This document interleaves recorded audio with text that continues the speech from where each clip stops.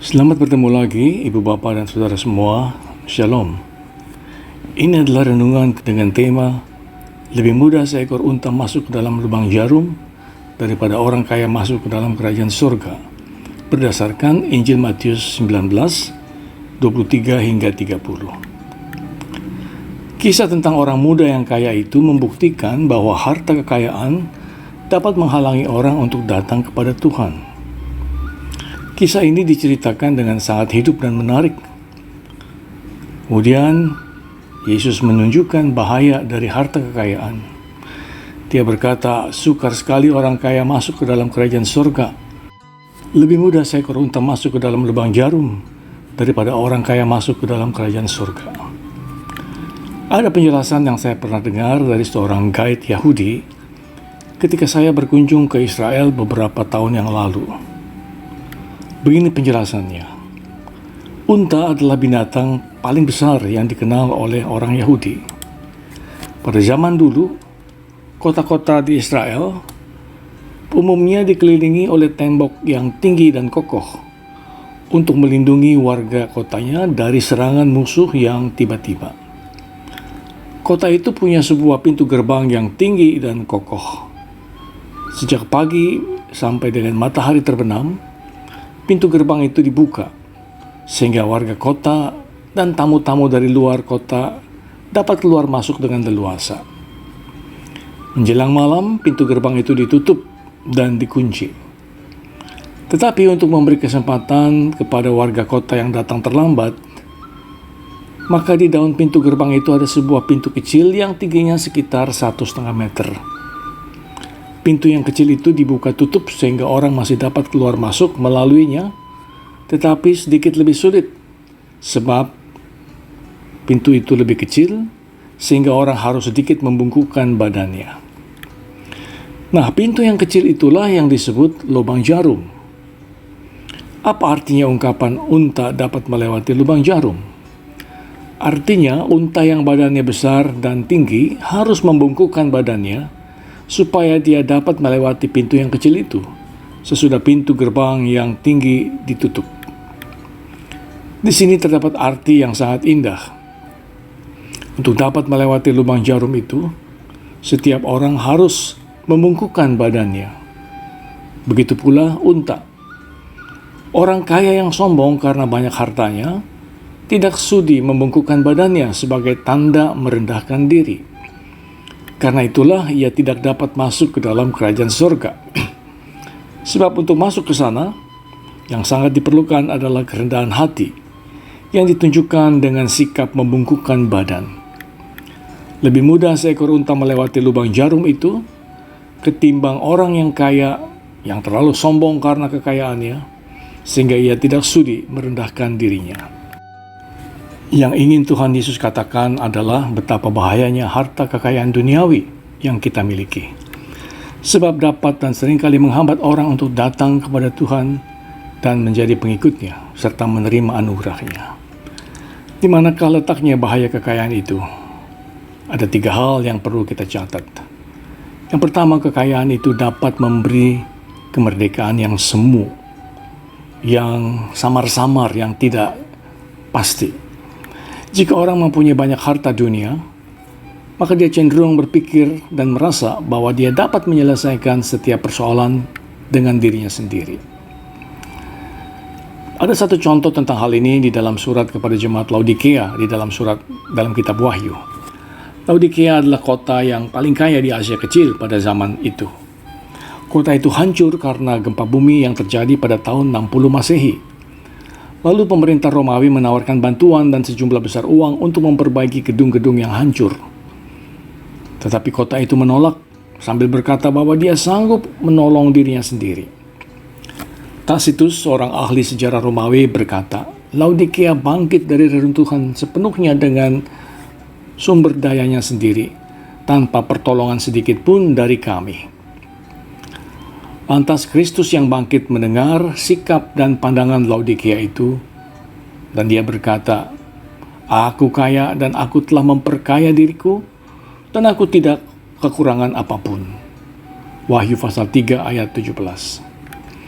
Nah, saudara, ini tentu semuanya menunjukkan sikap sombong karena merasa diri itu kuat, hebat, mampu untuk mengatasi semua persoalan sendirian saja, sehingga menolak tawaran bantuan dari pihak yang lain. Dalam kenyataannya, setiap orang pasti punya kelemahan dan kekurangan. Ada kalanya kita tidak kuat menghadapi persoalan hidup ini seorang diri saja, jadi kita membutuhkan bantuan dari pihak yang lain.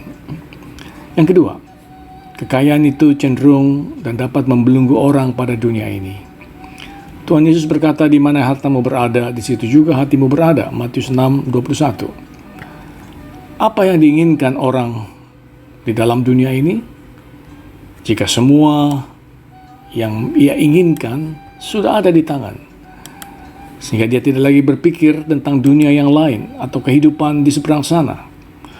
Jika orang mempunyai terlalu banyak harta dunia, maka dia melupakan apa yang ada di surga. Sesudah berkeliling melihat kastil-kastil dan rumah-rumah yang kaya dan mewah, Dr. Johnson memberikan komentar yang suram. Katanya, inilah hal-hal yang membuat kita susah untuk mati. Nah, saudara, kenapa berkata begitu? Karena dia sangat terikat pada hal-hal duniawi. Jadi sangat mungkin orang yang menjadi terpukau dan terikat pada hal-hal duniawi, dia jadi lupa akan hal-hal surgawi. Dia menjadi begitu terikat pada benda-benda yang kelihatan, sehingga lupa akan benda-benda yang tidak kelihatan. Inilah letaknya tragedi dari harta dunia. Sebab hal yang kelihatan itu sementara, tetapi yang tidak kelihatan itu kekal. Yang ketiga, kekayaan cenderung membuat orang hanya mementingkan dirinya sendiri. Orang yang sudah punya kesenangan dan kemewahan cenderung takut kalau nanti suatu waktu dia akan kehilangan semuanya. Jadi hidupnya ini menjadi ajang pergumulan yang tidak pernah berakhir, yang penuh dengan kecemasan demi mempertahankan apa yang telah dimiliki. Akibatnya ketika orang itu menjadi kaya, dia sungkan, dia tidak mau, dia ogah untuk membagikan kekayaannya kepada orang lain, tetapi malahan memegangnya erat-erat dan menutup pintu hatinya. Nah, inilah bahaya kekayaan yang perlu kita catat ketika kita menjadi lupa diri dan menutup mata dan hati kita terhadap kebutuhan orang lain di sekitar kita. Saudara, kita perlu mencatat baik-baik bahwa Tuhan tidak anti kekayaan. Dia tidak berkata bahwa orang kaya itu tidak dapat masuk ke dalam surga. Tetapi yang dia katakan, orang kaya itu sukar masuk ke dalam kerajaan surga. Nah, yang dia mau ingatkan bahwa supaya kita berhati-hati dengan kekayaan yang kita miliki.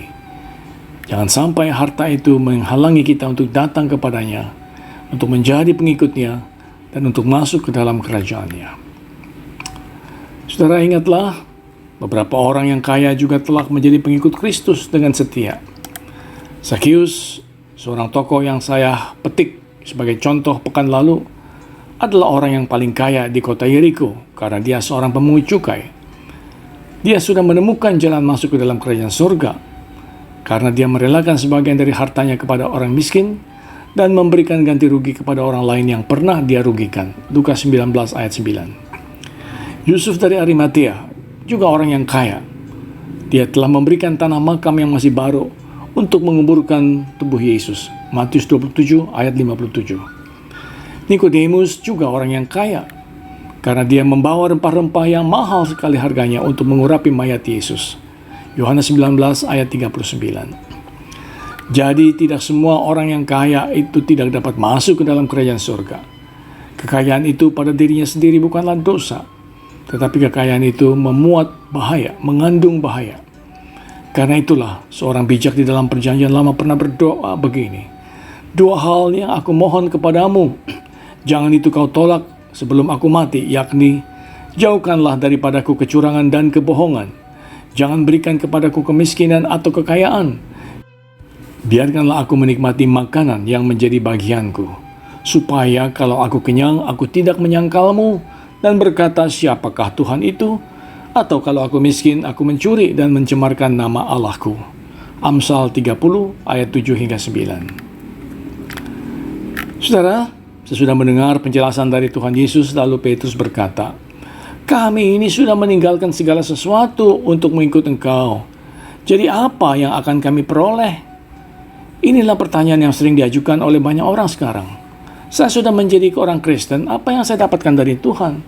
Saya sudah meninggalkan keluarga dan mereka juga sudah meninggalkan saya, apa yang sekarang saya peroleh? Saudara, Tuhan tidak mengejek atau meremehkan pertanyaan Petrus. Sebaliknya, ia memberi penjelasan atas pertanyaan itu dan memberikan 3 hukum penting bagi kehidupan pengikutnya. Yang pertama, memang benar bahwa orang yang ikut mengambil bagian di dalam perjuangan Kristus akan ikut serta juga di dalam kemenangan Kristus. Di dalam perang sering terjadi bahwa prajurit yang pangkatnya rendah lalu maju ke medan perang, tetapi sesudah perang selesai dia seringkali dilupakan. Di dalam perang sering terjadi orang yang sudah berperang demi negara, seharusnya dia mendapat gelar pahlawan dan mendapat penghargaan. Ternyata akhirnya dia mati kelaparan dalam kemiskinan. Tidak begitulah dengan Kristus. Orang yang ikut mengambil bagian di dalam perjuangan Kristus pasti akan menerima bagian di dalam kemenangan dan kejayaan Kristus. Orang yang ikut memikul salib akan menerima mahkota. Yang kedua, memang benar bahwa orang Kristen akan menerima jauh lebih banyak daripada yang telah ia korbankan. Namun apa yang dia terima bukanlah harta milik secara material, melainkan satu persekutuan yang baru, yaitu persekutuan manusiawi dan ilahi. Dan inilah yang dialami oleh siapapun yang menjadi pengikut Kristus, khususnya mereka yang harus meninggalkan masa lalu dan keluarganya yang telah menolak Kristus terang-terangan. Dia akan mendapatkan saudara-saudara seiman yang seringkali lebih mesra, lebih erat hubungannya, lebih mengasihi dibandingkan dengan ikatan yang lama. Ketika orang menjadi pengikut Kristus, dia masuk ke dalam persekutuan ilahi yang baru. Dia memiliki hidup yang kekal, yaitu hidup Allah sendiri. Seorang Kristen mungkin saja terpisah dari hal-hal yang lain, namun dia tidak pernah terpisah dari kasih Allah di dalam Kristus. Bandingkan Roma 8 ayat 37-39. Yang ketiga, akhirnya Tuhan Yesus berkata, ada hal-hal yang menunjukkan di dalam penghakiman yang terakhir. Sebab tolok ukur yang Allah pakai di dalam penghakiman nanti tidak sama dengan tolok ukur manusia. Sebab Allah tidak melihat apa yang kelihatan, melainkan yang tidak kelihatan. Bandingkan 1 Samuel 16 ayat 7. Saudara, Tuhan Yesus mengakhiri pesannya dengan berkata, dan setiap orang yang karena namaku meninggalkan rumahnya, saudaranya laki-laki atau saudaranya perempuan, bapa atau ibunya, anak-anak atau ladangnya, akan menerima kembali 100 kali lipat dan akan memperoleh hidup yang kekal. 100 adalah angka bilangan yang menunjukkan jumlah yang sangat besar. Artinya, ada sukacita yang sangat besar yang sulit diungkapkan dengan kata-kata. Sebab kita yang sudah menjadi pengikut Kristus akan menerima upah, hadiah yang terbesar. Itu bukan hanya janji yang kosong, melainkan sudah digenapi oleh siapapun yang mau menjadi pengikut Kristus dengan setia. Amin. Mari kita berdoa. Dalam nama Allah Tritunggal, Bapa, Anak, dan Roh Kudus, kami bersyukur atas firman yang sudah kami dengar dan renungkan, ya Tuhan. Kau mengajar kami untuk bijak memakai harta yang kami miliki. Jangan biarkan hati kami terbelenggu kepada harta duniawi, melainkan biarlah harta tetap menjadi hamba yang melayani, dan kami yang menjadi tuannya. Biarlah kami mau memakai harta kami untuk saling membantu, saling berbagi, demi kemuliaan nama-Mu. Kami mendoakan mereka yang lemah dan sakit, sudilah Engkau menolong dan memberkati mereka. Bagi yang menjalani pengobatan, berilah mujizat kesembuhan. Pakailah para tenaga medis, para dokter, perawat, juru obat, dan sebagainya, untuk membantu dan mempercepat kesembuhan. Kami percaya bahwa mujizat masih ada dan terus terjadi sampai dengan hari ini. Tuhan, kami mendoakan mereka yang berduka karena kehilangan orang-orang terkasih yang telah lebih dahulu dipanggil. Berilah kekuatan dan penghiburan sejati. Kami berdoa untuk negeri dan bangsa kami yang sedang bersiap menghadapi pemilu. Jauhkanlah bangsa kami dari perpecahan karena pilihan-pilihan politik yang berbeda. Berilah kepada kami pemimpin yang bijak dan takut akan Tuhan untuk memimpin negeri kami yang sangat majemuk ini. Kami mau berdoa untuk perdamaian di seluruh dunia. Kami merasa gembira sebab telah terjadi kesepakatan untuk menghentikan perang sementara melalui gencatan senjata di Timur Tengah, khususnya di wilayah Gaza. Kami mendoakan semua korban yang telah kehilangan harta benda, rumah, sanak keluarga. Kami mendoakan agar perdamaian sejati dapat dialami oleh semua orang. Tuhan, dengarkanlah doa kami. Dalam nama Tuhan Yesus Kristus. Amin. Saudara, jika Anda merasa renungan ini bermanfaat, Anda boleh meneruskannya kepada orang lain, dan Anda tidak perlu minta izin dulu pada saya. Tuhan memberkati saudara.